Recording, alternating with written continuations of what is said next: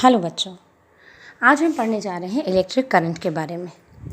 जैसे ही लाइट चली जाती है, फ़ैन ऑफ हो जाता है, टेलीविज़न चल रहा है वो ऑफ हो जाता है, लाइट्स बंद हो जाती हैं। तो ऐसा क्यों होता है? ये लाइट है क्या चीज़? ये इलेक्ट्रिक करंट क्या है कि जिसके जाने से ये सारी ही चीज़ें बंद हो जाती हैं? तो चलो इसके बारे में हम बात कर लेते हैं। अगर कोई चीज़ फ्लो करती है तो हम कहते हैं उसे करंट। जैसे पानी फ्लो कर रहा है तो हम कहते हैं कि वाटर करंट है। हवा फ्लो कर रही है तो हम कहेंगे एटमॉस्फेयर में एयर करंट है। इसी तरह से अगर किसी मटेरियल में चार्जेस फ्लो कर रहे हों तो हम कहेंगे इलेक्ट्रिक करंट है। ओके, तो चार्ज के फ्लो को क्या कहा गया? इलेक्ट्रिक करंट कहा गया। आपने ये तो सुना ही होगा कि वाटर करंट बहुत तेज़ है या वाटर करंट बहुत धीमा है। मतलब जब वाटर बहुत तेज़ी से फ्लो कर रहा है तो वाटर करंट क्या है? तेज़ है। और जब वाटर का फ्लो जो है वो कम है तो वाटर करंट धीमा है। इसी तरह से अगर बहुत सारे चार्जेस एक साथ फ्लो कर रहे हों तो हम कहेंगे इलेक्ट्रिक करंट पर सेकेंड बहुत तेज़ है।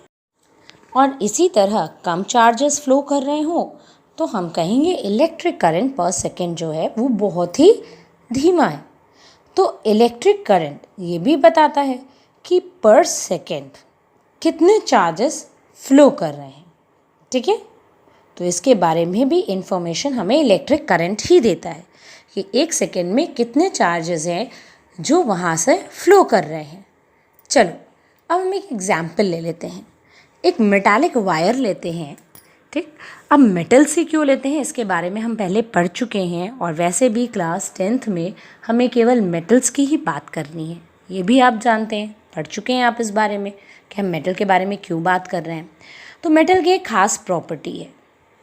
अब ये ख़ास प्रॉपर्टी क्या है? इसमें कुछ ऐसे इलेक्ट्रॉन्स होते हैं जो पूरे मेटल में फ्रीली घूमते रहते हैं। पढ़ा है ना, याद है आपको फ्री चार्ज कैरियर्स के बारे में? मेटल में फ्री चार्ज कैरियर्स होते हैं। तो जो फ्री चार्ज कैरियर्स होते हैं वो पूरे मेटल में घूमते रहते हैं। ठीक है, जैसे हम यहाँ पर अगर एक इलेक्ट्रॉन ले लें किसी मेटालिक वायर का तो वो अपने एटम में ही नहीं घूम रहा है, वो बल्कि पूरे मेटल में घूम रहा है। यही हैं फ्री इलेक्ट्रॉन्स जिनके बारे में हम ऑलरेडी पढ़ चुके हैं। ठीक है, अब इलेक्ट्रॉन्स घूम सकते हैं मतलब चार्ज फ्लो कर सकते हैं, है ना।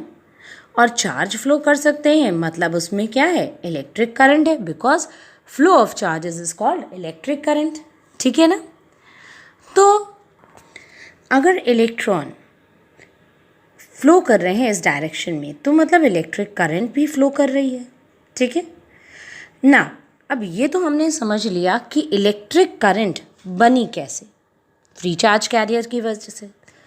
अब इसे कैलकुलेट कैसे करते हैं ये देख लेते हैं। तो इसके लिए हमें एक पर्टिकुलर पॉइंट या पर्टिकुलर एरिया पे फोकस करना पड़ेगा और वहाँ पर ये देखना पड़ेगा कि पर सेकेंड कितने नंबर ऑफ चार्जेस उस एरिया को क्रॉस कर रहे हैं। ठीक है, तो यहाँ पर हम एक मेटल का वायर ले लेते हैं और उसमें एक क्रॉस सेक्शन एरिया बना लेते हैं और इसी पर फोकस करते हैं। तो चलो अब देखते हैं कि एक सेकेंड में इसमें कितने इलेक्ट्रॉन्स या कितने चार्जेस इस एरिया को क्रॉस कर रहे हैं। वही हो जाएगी इसकी इलेक्ट्रिक करंट्स।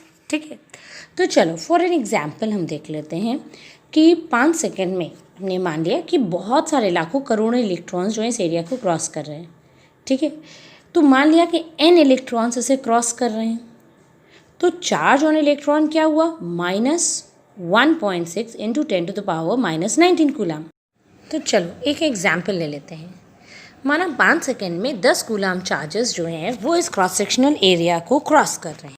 तो चलो अब कैलकुलेट करते हैं इलेक्ट्रिक करंट।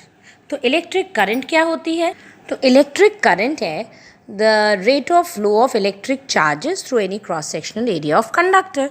ठीक है, कि पर सेकेंड में कितने नंबर ऑफ चार्जेस उस क्रॉस सेक्शनल एरिया को क्रॉस कर रहे हैं। तो यहाँ पर 1 सेकेंड में number of electrons, number of charges find out करने के लिए हम यूनिटरी मेथड का यूज़ करेंगे।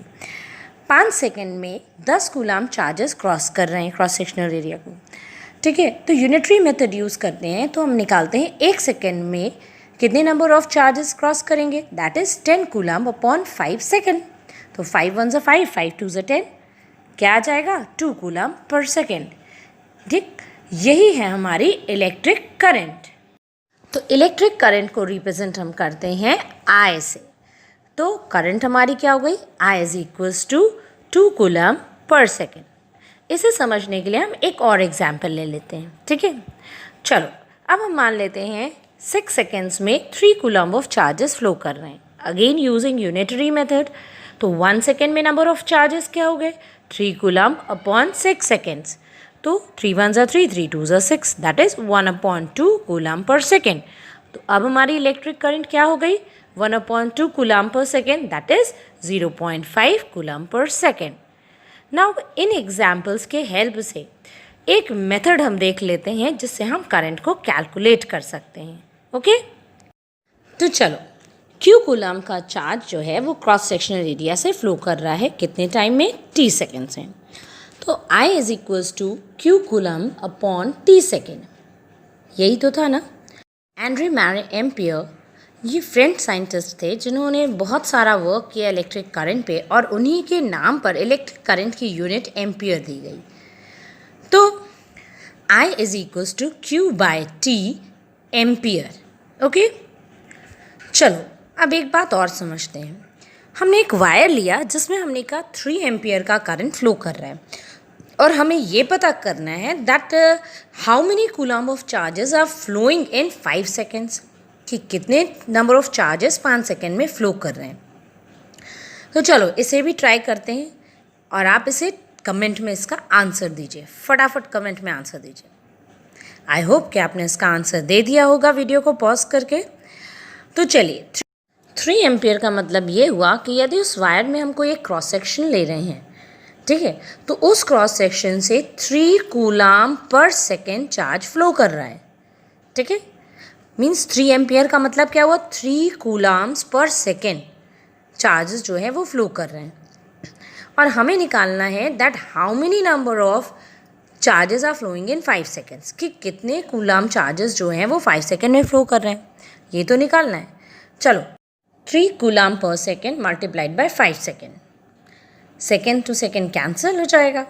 तो 3 coulomb multiplied by 5 will be 15 coulomb, मतलब 5 सेकेंड में 15 कूलाम का चार्ज जो है वो फ्लो करेगा। अब हम इस फॉर्मूले से देख लेते हैं, हमारे पास फॉर्मूला है ना, I is equal to Q by T, हम निकाल चुके हैं अभी अभी। तो I हमको दे दिया 3 एम्पियर्स, ठीक है। Q हमें फाइंड आउट करना है, T दे दिया 5 सेकेंड्स। तो Q क्या हो गया, 3 कूलाम पर सेकेंड मल्टीप्लाइड बाय 5 सेकेंड, तो 3 5 ज़ा 15, 15 कूलाम्स, ठीक है। चलो अब इतनी बातें तो हो गई, अब हम इलेक्ट्रिक करंट के डायरेक्शन के बारे में बात करते हैं। जैसे रिवर में वाटर राइट डायरेक्शन में फ्लो कर रहा है, तो रिवर का वाटर करंट जो होगा वो भी राइट डायरेक्शन में होगा। बट इलेक्ट्रिक करंट के केस में थोड़ा सा उल्टा है, यानी यहाँ पर अगर इलेक्ट्रॉन जिस डायरेक्शन में फ्लो कर रहे हैं, तो करंट का जो डायरेक्शन है उसका ऑपोजिट होगा, क्योंकि इलेक्ट्रॉन का चार्ज जो है वो नेगेटिव है। बहुत पहले हमें ये बातें पता नहीं थी कि किसके पास पॉजिटिव और किसके पास नेगेटिव चार्ज होता है, कौन से चार्ज से करंट फ्लो करती है। तो साइंटिस्ट ने ये माना कि पॉजिटिव चार्ज के फ्लो के डायरेक्शन में ही करंट फ्लो करती है।